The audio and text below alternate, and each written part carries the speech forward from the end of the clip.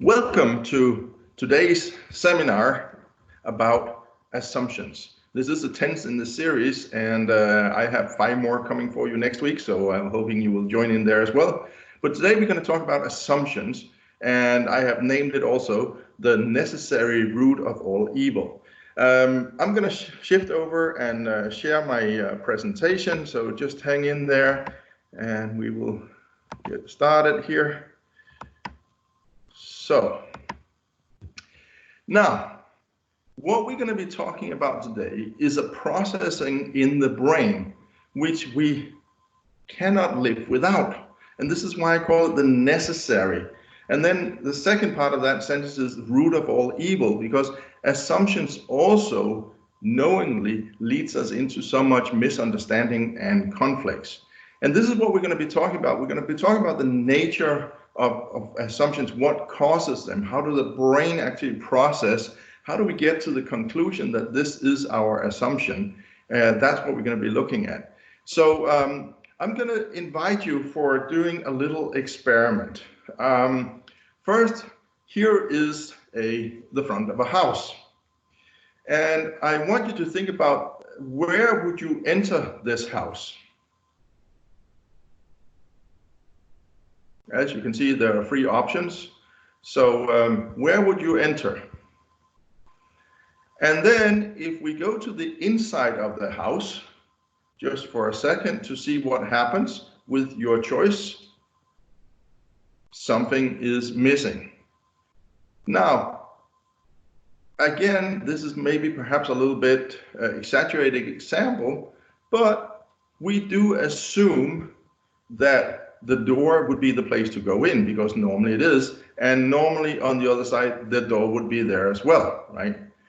But sometimes it's not. Sometimes the door is just a fake door put there for decoration, and we could go on with these examples. But how come we assume that the door would be the natural way? Well, probably because normally that's how you enter a building. It is rare when you are visiting some people to climb in through the windows. This is at least not common where I live.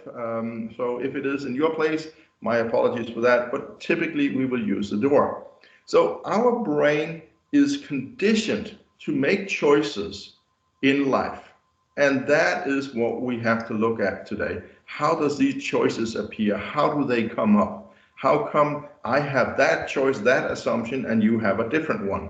Now let's just presuppose that you were used to living in a place where people only entered other people's houses through the windows, not for criminal intentions, but just that was the ordinary. Then it wouldn't be strange to you that there was no door on the backside, right?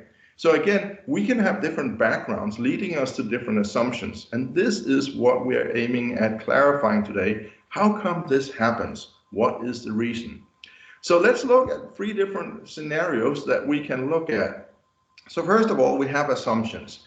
And this is an accepted cause and effect relationship, or we can say estimate of the existing of a fact from the known existing of other facts. A little bit complicated sentence, but as I just had in the example before, normally that is the fact that we go through the door. So I would enter through the door if I want to enter the building. So the cause and the effect relationship. And in this case, I wouldn't get so far because there will be bricks on the other side of the door. Another thing, and these are very closely related but not necessarily the same, is also generalizations. So we take a few examples that we have seen, and then that becomes the rule. And the rule can be for everything or nothing. So generalizations basically means we rule out all other possibilities. And then of course we have the rule of thumb, which is, again, this is what people normally do, practical knowledge. And we also have a concept called the common knowledge, which, as far as I can tell, is not that common at all. So we have to think about, how come we call it common knowledge? The fact that you and I agree on it doesn't make it common knowledge. It just makes it a fact for you and me, but not necessarily for the rest of the world. So let's have a look at the processing of the brain. Now, we have been talking in the previous 9 seminars here. We've been talking a lot, and I've been referring to these intrinsic motives, which are really deeply rooted inside us. But then there is the other thing, which is the perception we have of things going on around us, which happens all the time. This is a very fast process, and I'm going to take you through the detailed way that this happens. So back in 1934, a guy called Alfred Korzybski, father of general semantics, said we do not see the world as it really is, but a generalized model of it, meaning what we are looking at, even if you and me are looking at the same thing, we are making generalizations about our experience, and then that becomes our model. It becomes our reality, but it is never the really reality. So the real reality doesn't really exist. There is only what you make reality out of what you see and hear. So in 1994, a German professor, Zimmermann, he made a study about how much information do we humans receive every second in our wake condition. And somehow, and please don't ask me how because I really can't figure it out, he came up with the conclusion that they were able to measure actually that we receive 310 million units of information every second. Now imagine how much that is. I really don't know how they got to it because I'm thinking about the research assistant sitting and counting and getting to 296 and 777,164 million units, and then the phone rings and he has to start over, and he had to do that every second. I really don't know how they measure it, but they can. I guess it's something with particles or whatever. Now, you can imagine how much information that is. And what is a unit? Well, if we refer to it as bits, it's either a 1 or a 0, but for me, that still doesn't ring a bell. Let's just say 310 million is a lot. Now, this is what is coming towards us. And this will be picked up through our senses. And that is primarily the seeing, the hearing, and the feeling. And in terms of feeling, it's the tactile sensation as well. So tactile meaning the touch. So these are the senses where we primarily take in. We could argue also that smell and taste, which is a kinesthetic sense organized under the feeling and the tactile sensations, is also part of it. So we do smell, we have ways of realizing where the information, what is it that we're smelling. I actually once spoke to a blind guy who lost his dog, and I was asking him how he was getting around in town, and he said, that's no problem. And I guess, I was very quick at assuming, so I was thinking, probably he's counting steps. He said, no, I can smell it. Now imagine knowing how each traffic light smells. You and I wouldn't be able to do it because we don't have that exaggerated smell sense because we don't need it. We can navigate with the biggest sense, which is the eyes. So depending what you have access to, you're then going to train that skill. And I was really surprised, and he said, yeah, pretty much within 5 meters, I can tell where I am in the city. I think that's pretty damn good, if you ask me. Now, here comes the problem. Because our unconscious mind, which is the biggest part of the brain, can only cope with 11 plus 4 million units, meaning we have already lost 298.6 million units by the time it enters our brain. So in reality, we are getting less than 3% of the available information into our system. I'm bombarding you with numbers today because I think it is astonishing to understand how much we do not get. And this is related to our communication because one of our challenges is that when we want to represent an experience, we simply do not have enough information available, or we cannot output as much as we took in. So 11.4 million actually enters the system through the senses. So the rest is basically lost. An example here, just to clarify again, if I'm standing here looking at the laptop, I'm not paying attention to all the other things around me in the room. I got lights set up here, and this is actually, as I think I told you before, I am in my dining room due to this corona isolation here, where we're supposed to stay home, everyone. So I'm not paying attention to the pictures on the wall, the furniture, the plants, but they are still there. But I'm just not paying attention to it. Now, when these 11.4 million units enters the system, it's going to create a contextual process, which has three parts. First of all, it's going to be, where do I have my attention? Because what's not in my attention is something I have actively deleted from my attention.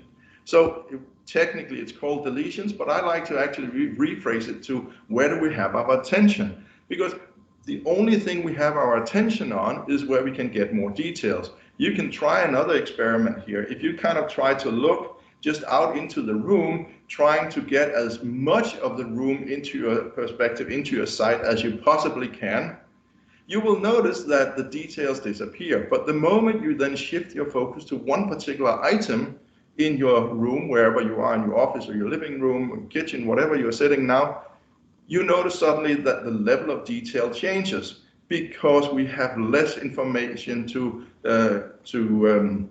block our brain. So that's how it works. So first of all, the brain, for every second, for every action we do, sets its attention, conscious attention, to what we want to do. Another thing we can think about is, how many of you are thinking about the way you're breathing right now? Probably not so many. Now I put your attention to it, so probably you will start saying, how am I breathing? And that's an unconscious process, breathing, for most people, unless you're an athlete training to run the 100-meter dash. And then, of course, breathing becomes extremely important, because they may only take 1 or 2 breaths during those 100 meters. Now, me, I probably take 11.4 million breaths during those 100 meters if I had to sprint, but this is because I haven't practiced it. Now, the second part I do is what we call the belief part. So I'm filtering through my beliefs. I'm taking through my way of seeing things, and this is where I generalize. Remember, I talked about generalizations, what they are. So the moment I see something that I recognize, I will say, okay, that's what it is. I'm going to look at something and say, I know what that is. And that's a generalization, because maybe it had a different purpose. What if I hadn't seen it before? Would I be able to know the purpose? No, I wouldn't. One of the examples I normally use is, if you think about a container used for shipping.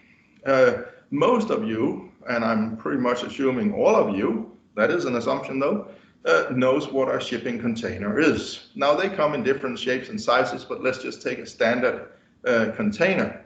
Now, if you put that in the middle of a desert to a person who's never left the desert, never been in other places in the world, and this person comes and sees the container, what does a person see? Well, I don't think the person sees a container, because if he or she doesn't know that it's a container, they can't see that it's a container. So they're going to look at this shape and say, that could be a stable for my animals or a house for my family. Presupposing thus that they have animals and they have a stable, or they have a family and a house. So again, by recognizing, there are people claiming that when the Europeans came to South America, and with the Indians way back in the 15th century, that they actually didn't really see the vessels that they were arriving on until very, very late, because they never seen ships like that before. They had canoes, but they'd never seen the other thing, so they didn't know what it was. So technically, their brains couldn't cope with it until it was too late, and they were pretty much up on the beach. Whether it's true or not, I don't know, but it does exemplify the story. Now, once we decided what to focus on, and we also have decided what is that, then we have to evaluate, is this right or wrong? What is this? And this is where our values come into play. And now we're getting much closer to what we talked about in the previous seminars about the intrinsic motives, because these are deeply rooted in us. This is our personal values, but it could also be company values with which we judge other people according to the standards we have. So the evaluation process at the end. So first I focus, decide this is what I'm going to be focusing on. Then I put it into groups by generalizing into structures I know. And then I will evaluate, is this right or wrong? Again, I want to give you a little example here. If we think about, I'm wearing glasses here, and why am I wearing glasses? Well, because my eyesight is deteriorating. So I have a physical handicap getting worse and worse. But we don't have to go so far back in time where people believed that people wearing glasses were smarter than the ones not wearing. So they made it important to wear glasses even if they didn't need them. Now, if any of you know, you actually ruin your sight by wearing glasses if you don't need them, because it really doesn't help your continued improvement of the eyesight. Actually, it deteriorates the eyesight. So the more we use them, the more our eyes will get used to that, and the more we need in strength. So from the fact that we believed it was smart and we made it important, we evaluated saying, ooh, I need to wear glasses because then I will be important, I will look smarter, which in reality had the opposite meaning, but they didn't know better.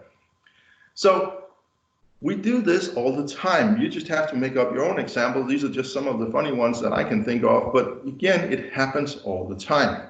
So you can imagine that when we are filtering this process, right, remember how much, 310 million in the beginning, narrowing into 11.4 million coming into the unconscious funnel, going through these filters. Now, what does these filters do? What do they create for us?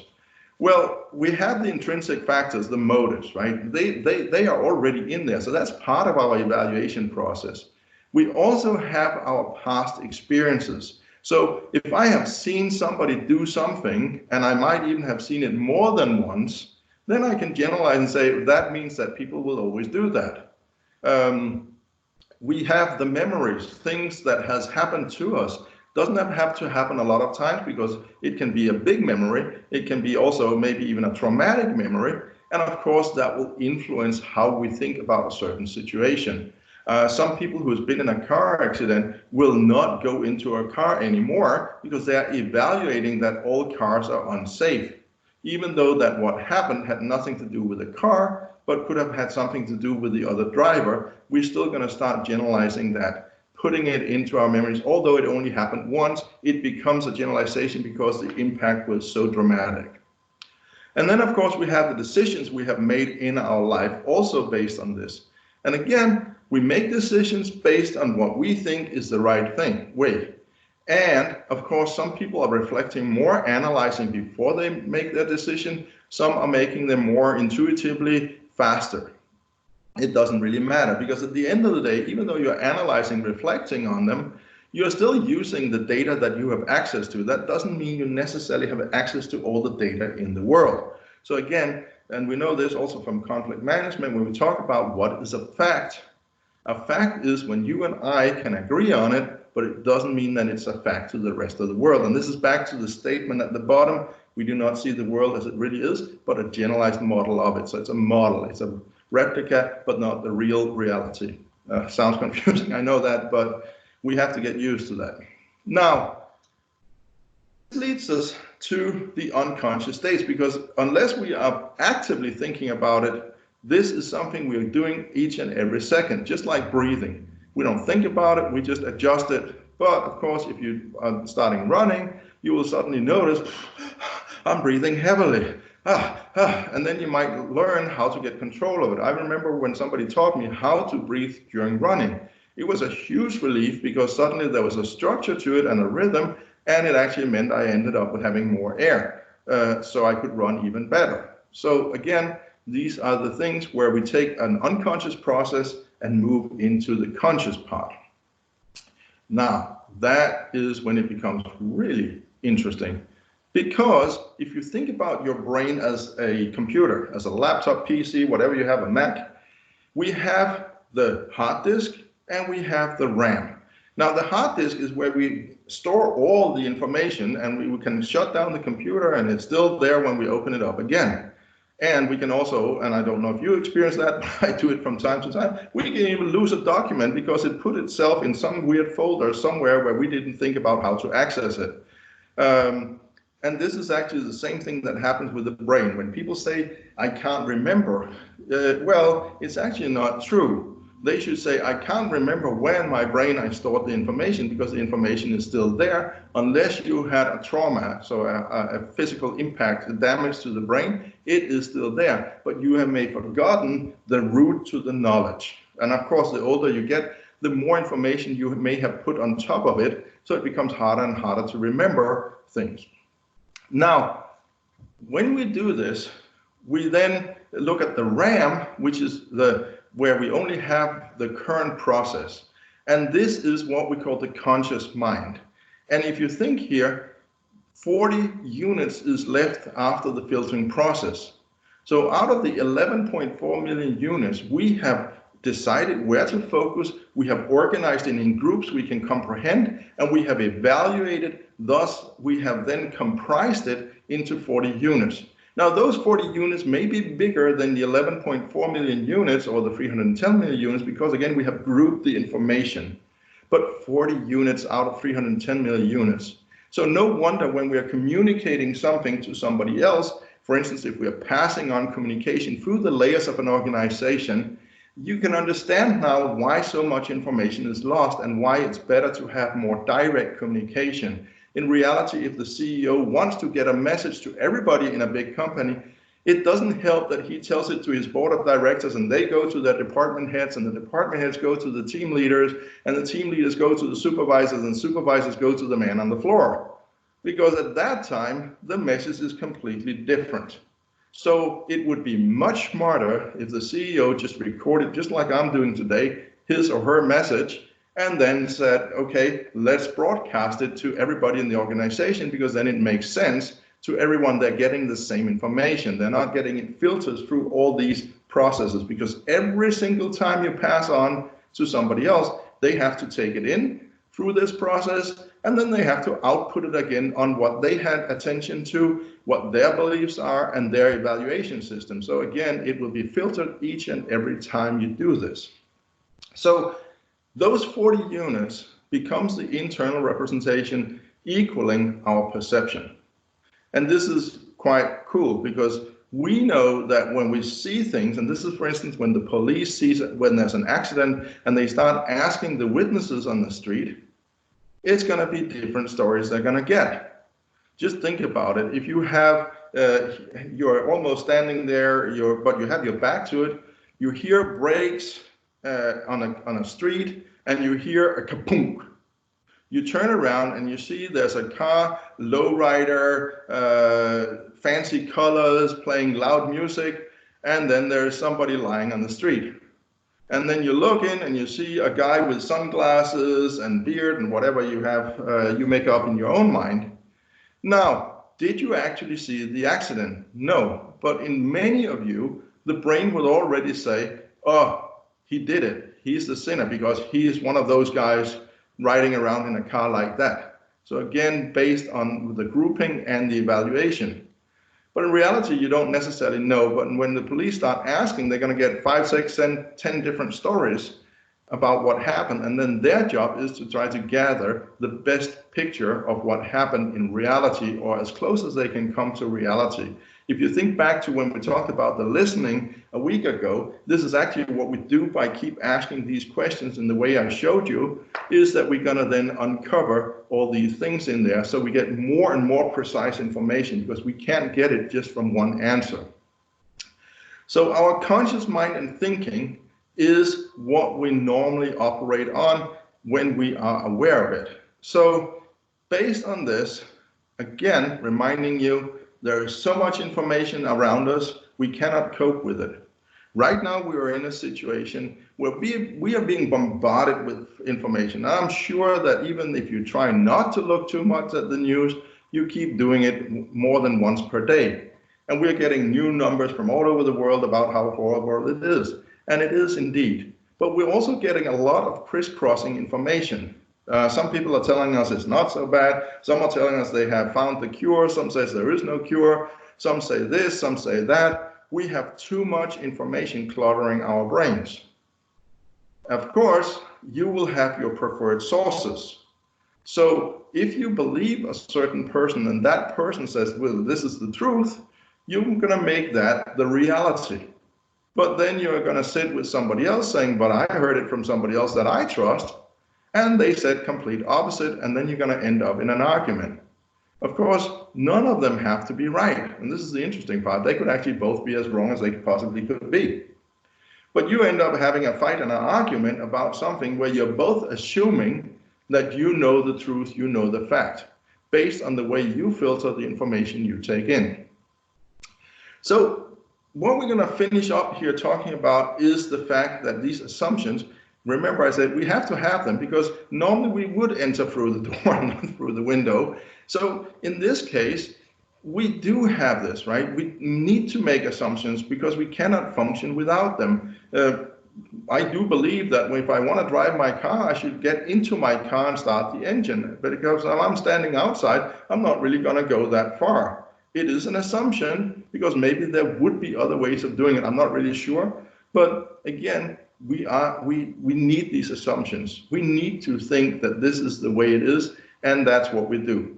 Now, I've also been involved a lot in also talking about safety, and we have a lot of assumptions in safety about what is the best procedure. But we keep developing because we get smarter and smarter, and we now know that things we thought that we assumed was the best way 10, 15 years ago, we don't do anymore. So things keeps evaluating because we gather more and more information, and through that we can do better and smarter. So what I'm encouraging you to do is start thinking about the assumptions you make. Start challenging your own assumptions, because if you start challenging other people's assumptions, you probably will end up in a conflict because they have a different worldview than you have. Their model of the world is different. They have a different map they are traveling by. Because again, remember, reality doesn't exist. There is only your model of reality. So start challenging your own assumptions, your own belief, and saying, is this really so? How do I know? Could there be other reasons? And when you hear somebody saying something that really sounds weird and crazy, instead of just saying you're weird and crazy, well, maybe you start saying, okay, how can that be? What information do you have access to that I haven't seen or heard? As an example. Now, at the end of the day, we're still going to be evaluating through our value system. And that is why it's called values, because it is a tool mentally used for evaluating. And values will be different in different parts of the world. If we look at religion, for instance, there's a lot of values and beliefs inside. It's actually nothing but an organization of values and beliefs, helping people, giving them guidelines for how to live their life. But if somebody has a very different religion with different guidelines, they can become very angry at each other and disagree about who's right. Well, it doesn't really matter, because the main thing is that it's good for you. If it's a good guideline, if it's good principles for you and it doesn't hurt other people, then hold on to it. It's a good thing. But please do not start assuming that this is the best for everyone, because they may have different circumstances and their system may be different. So again, we would have less wars in the world, less people killed, if we could better accept that other people have different beliefs and value systems. Now, of course, that leads us into the whole structure of cross-cultural understanding and acceptance. So all of this are related to the way we process, the way we think. And I hope that this little inspiration here can give you a little bit of idea on what to perhaps spend some time on thinking and challenging some of all this information coming through the media right now. Facebook, LinkedIn, the press, every places. It's filled with information, and so much of it seems to be not necessarily true. Some of the not so true information even come from state leaders who really doesn't know better. Some people like to tweet a lot. I'm not going to mention anybody, but suddenly it wasn't so bad. It was just a flu, and to the point where now it is one of the country's worst hit. So you can see again, depending on what sources you have access to, what provides the information, you make a different conclusion. And this is, at the end of the day, what we have to think about. Nobody is more right than anybody. Reality doesn't exist. There is only the model you have made of it. So, take and do a little bit of marketing for next week's seminar. I had 2 more suggestions, so we have a full plate next week as well. Monday, virtual leadership, looking at how to lead people from home, keeping momentum, motivation, and follow up on your people. Tuesday, we're going to talk about trust. How do we trust people? And it's actually quite related also to the virtual leadership, because if we don't trust people will do things when they're working from home, how can they actually do it? Well, now we're forced to, so what do we do about it? And then we're looking on Wednesday at how to overcoming team differences. When you have people thinking differently in a team, how can we reconcile them? And then Thursday is going to be slightly different. This is a topic that I've seen more and more people are having crisis at home. They get into crisis centers because being at home 24/7 with the family, the kids, the spouse, how does that challenge you? So we're going to take a very different aspect. This is going to be more from the private perspective, not so much leadership, but how do you survive staying home for all these weeks and being so close to people you may not normally see so much? And that's going to lead us into the Friday session about self-leadership and also looking more at how can you develop yourself. So, and just to make it easier, because I know that some people have been saying, oh, it's so confusing with the Friday 11 o'clock. Well, this is where I assumed something and I was wrong. I was thinking, well, we better make it at 11 o'clock because people need to go home from work. Although reality is that everybody's working from home, so I don't really think it matters so much. So to make things easier, we're going to run them all at 3 o'clock every single day. And I'm going to upload also to LinkedIn, to Facebook about these seminars.